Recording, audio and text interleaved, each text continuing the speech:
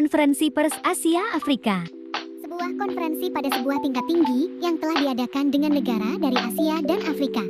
Konferensi berlangsung pada tanggal 18 hingga 24 April tahun 1955 dan sering disebut sebagai Konferensi Bandung karena diadakan di Gedung Merdeka, Bandung. KA Bandung dihadiri 29 pemimpin dari Asia dan Afrika. Mereka adalah perwakilan dari separuh penduduk dunia. 5 negara penggagas KA pertama. Indonesia diwakili oleh Perdana Menteri Ali Sastroamidjojo kedua. Sri Lanka diwakili oleh PM Sirjan Kotlawala ketiga. Burma Myanmar diwakili oleh PM UN keempat. Pakistan diwakili oleh PM Mohammed Ali kelima. India diwakili oleh PM Jawaharlal Nehru. 24 negara Asia Afrika yang menghadiri KA Afghanistan, Kamboja, Republik Rakyat Tiongkok China, Mesir, Sioping, Pantai Emas, Gold Coast Iran, Irak, Jepang, Jordania, Laos, Lebanon, Liberia, Libya, Nepal, Filipina, Saudi Arabia, Sudan, Syria, Thailand, Turki, Vietnam Utara, Vietnam Selatan, Yaman.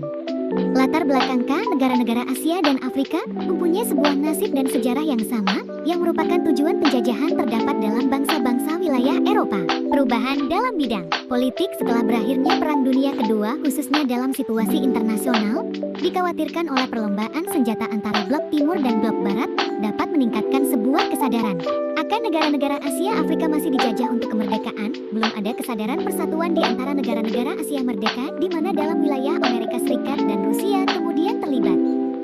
Peran Indonesia. Pertama, sebagai negara pemrakarsa, konferensi kedua, sebagai tuan rumah konferensi Pancanegara di Bogor 28 sampai 29 Desember tahun 1954 sebagai pertemuan pendahuluan KAA ketiga, sebagai tempat penyelenggaraan KA tahun 1955. Tujuan KAA.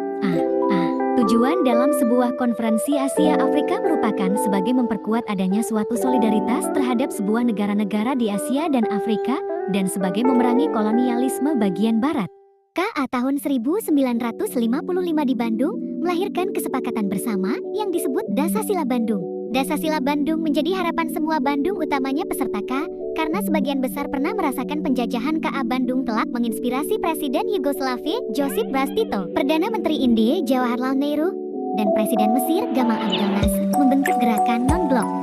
10 pokok Dasasila Bandung. Pertama, menghormati hak dasar manusia dan tujuan-tujuan serta asas-asas kemanusiaan yang termuat dalam Piagam PBB. Kedua, menghormati kedaulatan dan integritas teritorial semua bangsa. Ketiga, mengakui persamaan semua suku-suku bangsa dan persamaan semua bangsa besar maupun kecil. Keempat, tidak melakukan intervensi atau campur tangan dalam soalan-soalan dalam negeri negara lain. Kelima, menghormati hak-hak setiap bangsa untuk mempertahankan diri secara sendirian ataupun kolektif yang sesuai dengan Piagam PBB. Keenam, tidak menggunakan peraturan-peraturan dari pertahanan kolektif untuk bertindak bagi kepentingan khusus dari salah satu negara besar dan tidak melakukannya terhadap negara lain. Ketujuh, tidak melakukan tindakan-tindakan ataupun ancaman agresi maupun penggunaan kekerasan terhadap integritas wilayah maupun kemerdekaan politik suatu negara.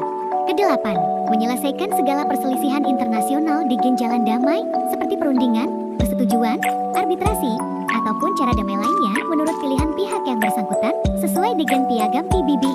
Kesembilan, memajukan kepentingan bersama dan kerjasama. Kesepuluh, menghormati hukum dan kewajiban-kewajiban internasional. Tokoh penggagas KA Ali Sastroamidjojo, Jawaharlal Nehru, Sirjan Kotlawala, UNO, Mohammed Ali Jinnah.